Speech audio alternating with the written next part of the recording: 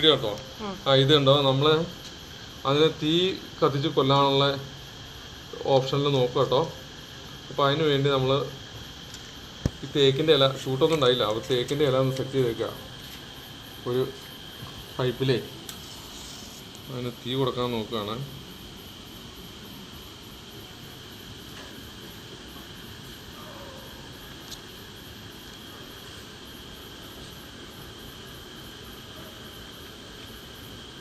ചരിച്ചു പിടിച്ച ഇങ്ങോട്ട് ചരിച്ച് കുറച്ച് ചരിക്കേ, കുറച്ച് ചരിച്ചോ, അത് മതി. പിടിച്ചോ,